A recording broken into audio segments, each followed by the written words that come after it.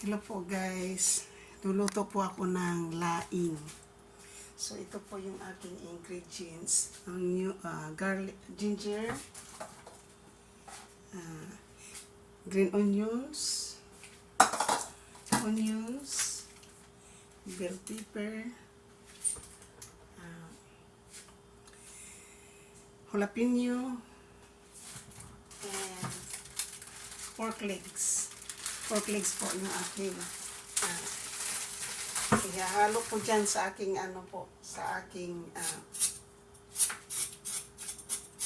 sa aking gulay ay pork legs po yung aking ihahalo po dyan.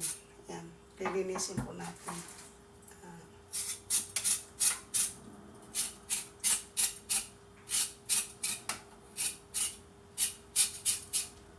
Ganyan lang po paglinis. Kasi po, wala po tayong isasahog dito kundi para masarap po. So, pork feet, po, paa po ng baboy, ayan, yung ating ihasalo sa ating pong. Sasabay na po natin pagluto po sa yung, kasi po yung matagal po malambot po yung ating gulay po kasi po yan yung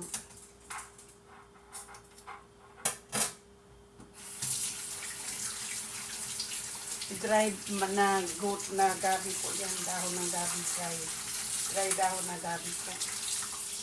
Kaya ito po yung ating ihahalo po dyan.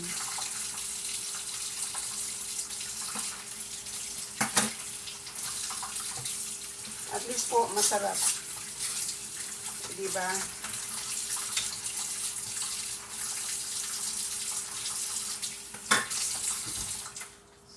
So, laing po na may laing po na may paa ng baboy. Hindi pa kayo nakasubok niyan, diba? First time ko po ito magsubok. Experiment ko lang po to. So, ilagay ko na po dyan para sabay na po yung pagpalambot po ng gulay na yun. Tapos, isasabay na rin po natin yung garlic. Habang ngayon po, pinapalambot ko po yung ating pong gulay. Ay isasabay na po natin yung sibuyas, garlic, lahat-lahat po ng except po yung dahon ng saging o ng sibuyas at saka yung bell pepper po. Yan po yung ganon po kami maggulay po dito sa Bisaya. Hindi namin ginigisa yan kahit sariwa po yan. Diretso po yan nilalagyan ng gata.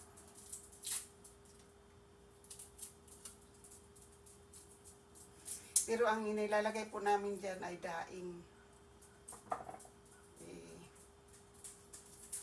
Ayaw ko po ng daing.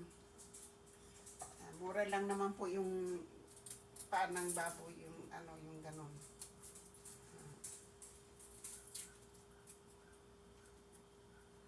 Yun lang po muna yung ating lulutuin po. Dati po nagluluto ako ng 2 pack ng ganon, kayon ako lang naman mag-isa. So, isa lang po yung ating lulutuin kasi wala po dito yung aking anak na si Brian na yun ang kumakain po ng gulay na gabi po yung laing. Kumakain po siya ng ganon. Kaya lang po ako lang po ngayon mag-isa. Hindi na po tayo po. So, papakita ko po sa inyo ngayon kung po. Babawasan ko po ito ng tubig muna kasi madami.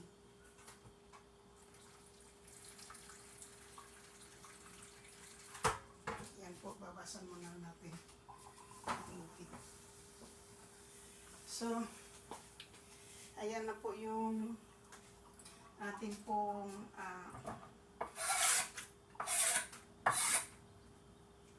ating pong nakasalang na, so hindi ko na po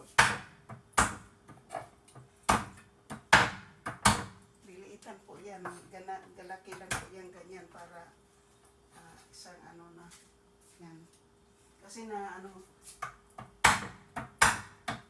ayaw ko pang kainin yung ano yung, mas maganda po pag maraming ginger.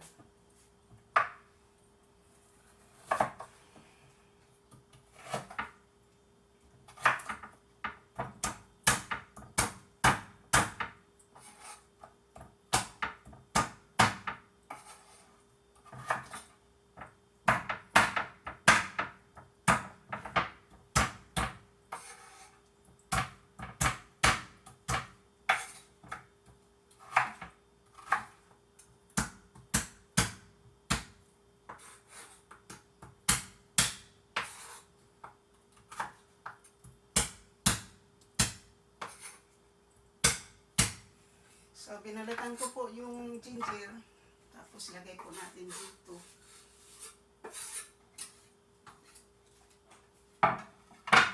Hindi nakikita, diba?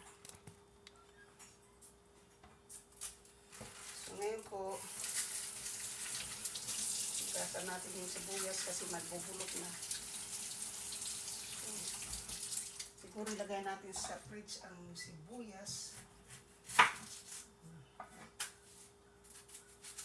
Bago siya mabulok. Ayan.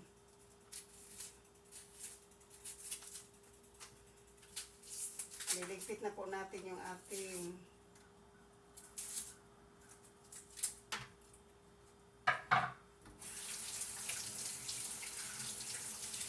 kailangan natin gasan po kasi may nadumi po.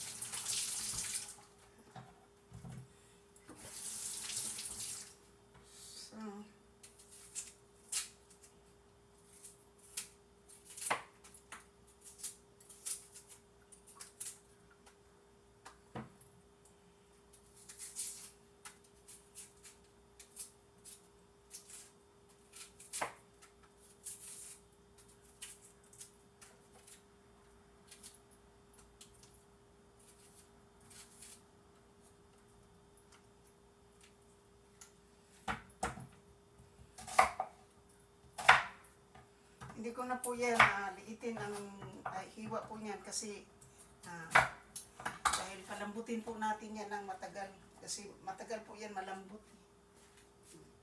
Yan na po. So, yung nakalagay na po yung lahat ng ingredients po.